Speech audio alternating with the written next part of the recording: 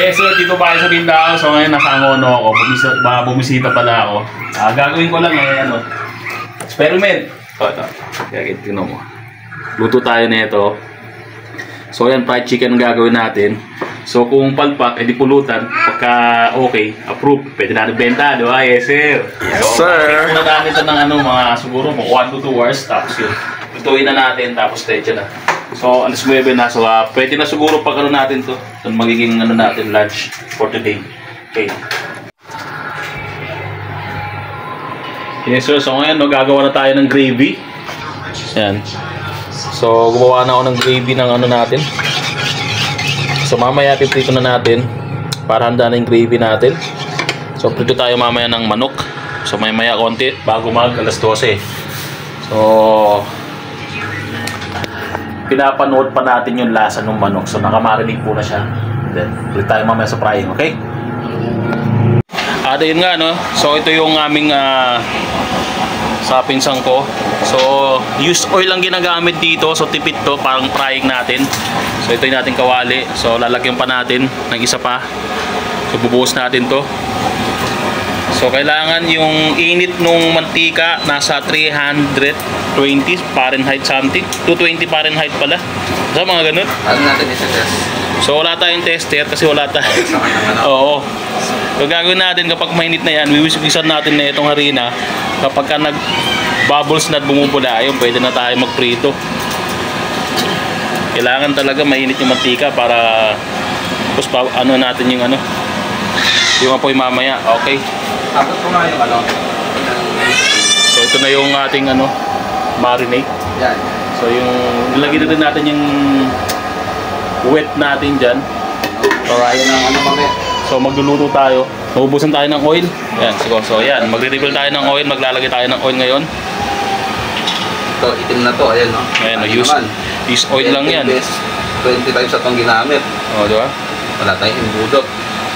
Sige. Kuha lang yung budo mo eh. Ayan. So ayan, busan kami ng oil, use oil. So magre-refill ulit tayo.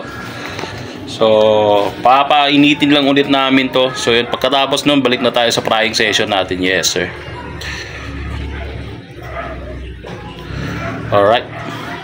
Yan, napakatipid yan. Pag ito gagamitin mo pang ano, pamami. Oo, mami. Hindi mo kailangan bumili ng gasol.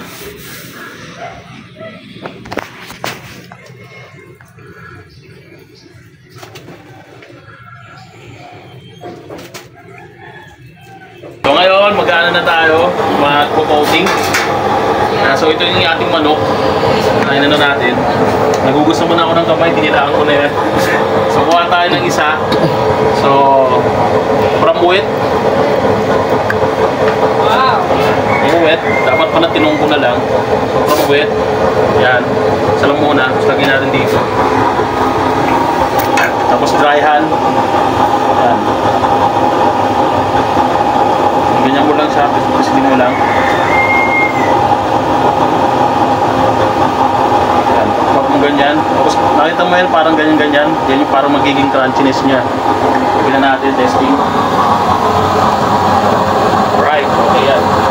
Tapos, so ipipreading lang ulit natin to and then fry. Then mamaya, balikan namin kayo para for taste test. Yes sir? That's okay. Gusto natin yung ating first batch. So ngayon sasalang tayo ng ating second batch. Yan, so na-coat ko na lahat to. Yan. Medyo pinawasan pala namin yung apoy. So ngayon, maglalagay na tayo ng second batch natin. So 5 lang. Yan, lagyan natin to isa. Yan. Yan. Okay, may tutok muna dito. Yan. Para makita nila yung paglubog ng ating fried chicken. Yan. Nakita nyo kung gaano ka-juicy ng ating fried chicken. So yan, no? Laki nun. So bahala kayo kung magkano ba yun. Lagyan natin ng wings, syempre. Ito, lagyan natin ng wings. Isa sa mga kutkutin natin to eh. Itong mga buto-buto ng part na to, masarap yan. Okay. So lutuin ulit natin to ng mga 10 to 12 minutes. Kasi malakas naman na yung apoy. And yeah. Pag naluto to lahat, kain tayo and then move on tayo. Yes sir. Anong time check tayo, mga 12:30 na siguro. So, sakto lang tayo sa pagkain. So, ito, last 3 pieces na natin to. So, ito, luto na to, actually. Then, lalagyan na natin dito. Yan.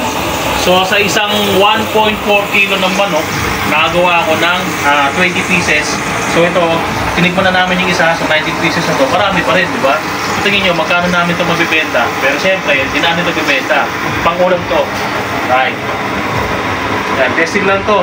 Na ginawa namin dito sa aming backyard. Backyard cooking. Backyard cooking to. Yan. So, taste test tayo mamaya. Kain tayo. And then, peace. Ayan o, so ito. Kuha tayo rito. Yung ano ba juicy dito? Ito juicy.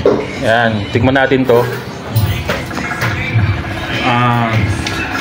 Kainin muna natin ng walang gravy. Natin.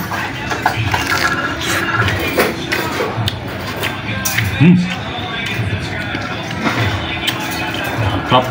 Mag-juicy. Mamaya. Kami na. Gravy. May init pa. Okay, tama na yan, Kay. Ay, hindi nahiya si Chicken. May bisita siya. Nako, dapat lang mga kutsara kaya magano to. Kamay-kamay lang to. Ay, wala pang masarap ako. Kanin na. Ikaw, kutsara. Favorite ng kutsara. Kami kain. Ano to? Akin yan. Gaya ko lang gravy.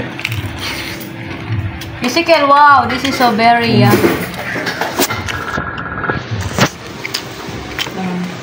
Crunchy. Okay na. ang sarap. Sarap yung gravy, no? Alam mo, sa gravy pa lang talo ko na sila. Wala na. Bakit? Taob na. Sarap. Kami yung gravy dyan sa pinagbibili namin. Yung gravy nila, di masarap eh. Alright. Yes, sir. Ezekiel! Kain na. Teka, yung chicken muna. Alright, yan o. So, tatlo na lang natitira. Lusog-lusog. Yes, sir. Yes, sir. Masabi mo, mami. Sarap. Approve. Yes. Peace. Subscribe. Click the notification button. Yes, sir! Next episode.